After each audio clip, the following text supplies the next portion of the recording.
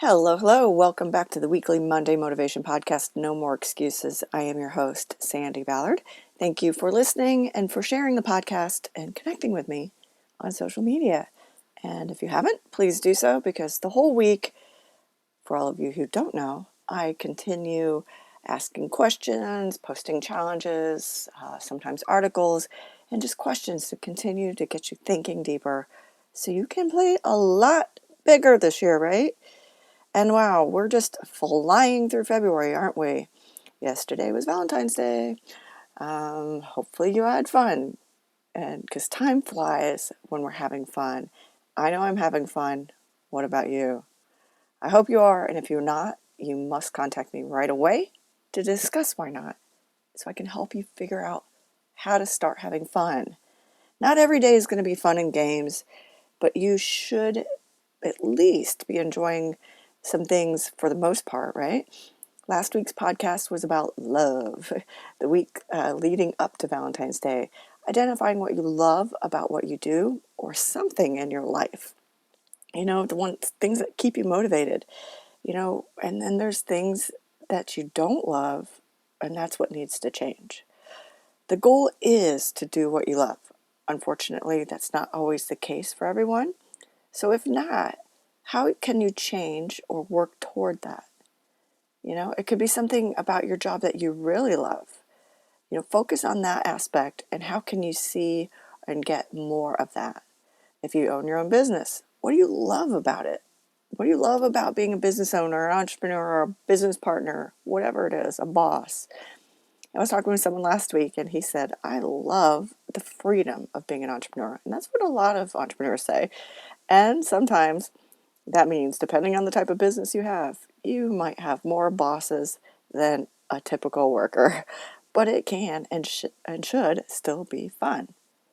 There's the saying, if you love what you do, you'll never work a day in your life, or if you love what you do, it's not work. I'm like, I call bullshit.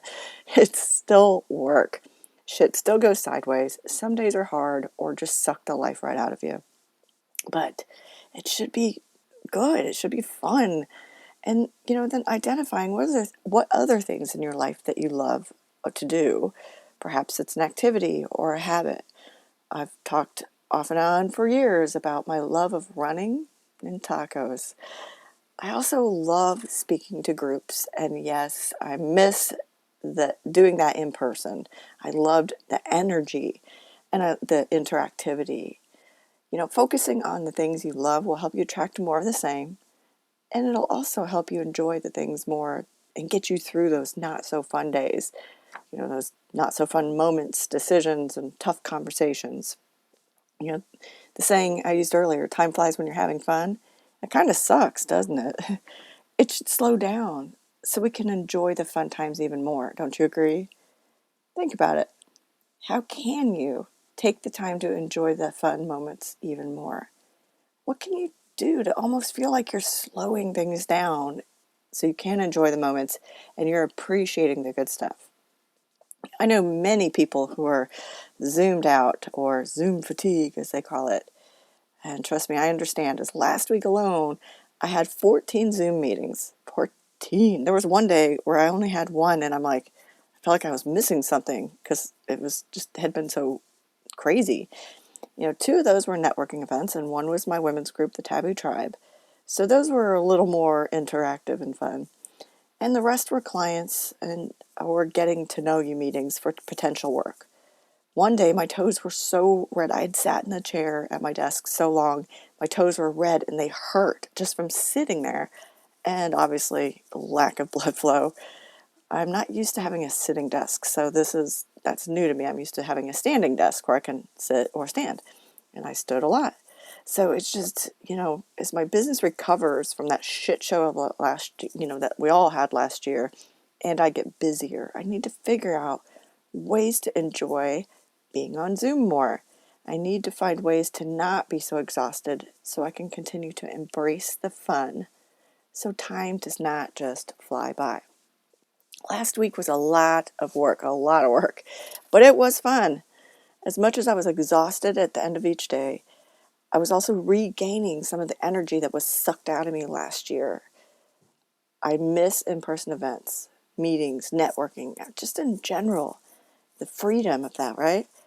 But virtual options really are helping people, including me. It's helping people be more efficient.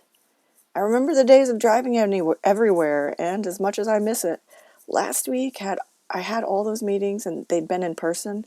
I would not have had any extra time. I would have been working late at night, and there's no way I would have accomplished anywhere near as much as I did.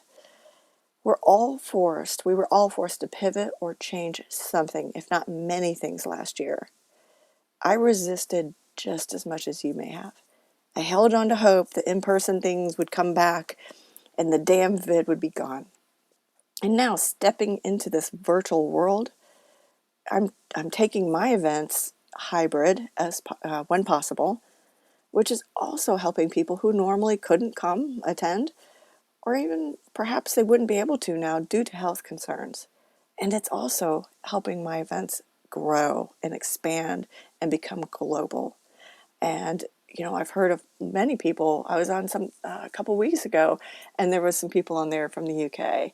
It's really cool. So now, I'm sure you've been on, we've all pre-COVID been on webinars and things like that where we didn't necessarily all know each other, but now it's more common and it's more widespread. I am finding the fun in virtual events. And if you know me, I put the fun in funtivities. Remember, change is only painful if you resist it.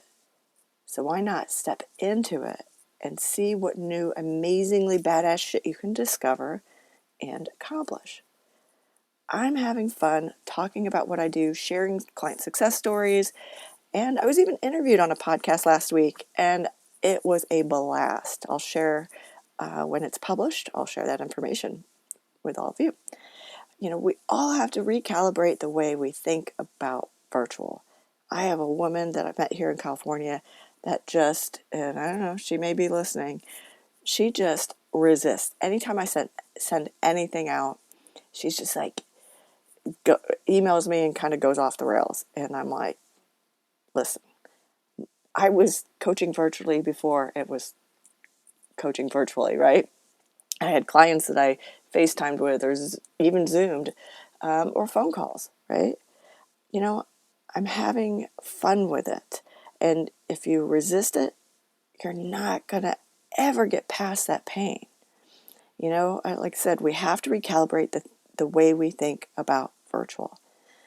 At the end of 2020, I took one of my in-person speaking topics, networking purposely, and I gave the talk virtually.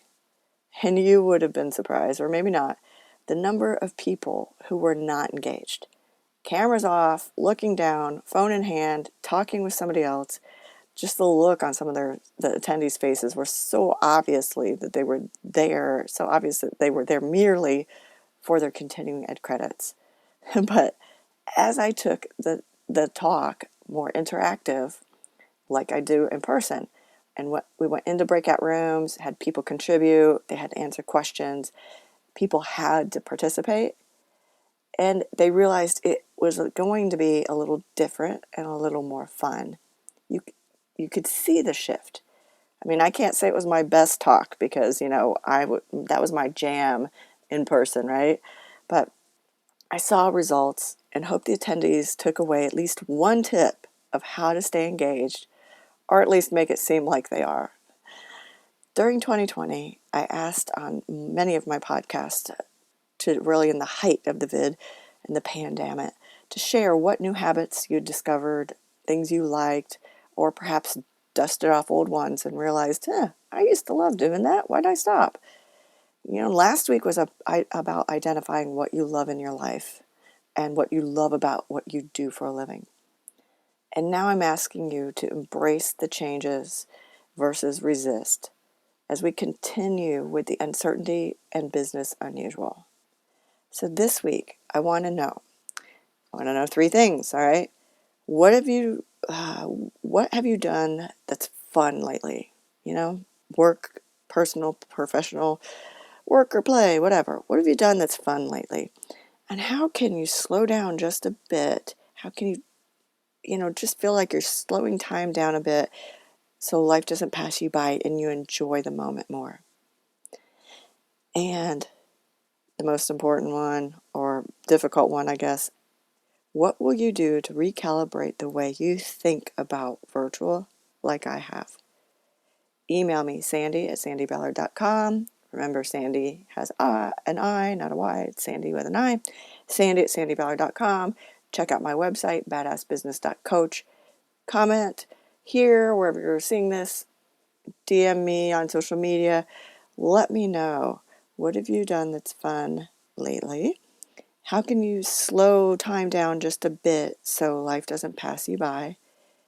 And how will you recalibrate the way you think about virtual so you can have more fun with it? All right. Have a great, fun week. And I look forward to hearing from you. Cheers.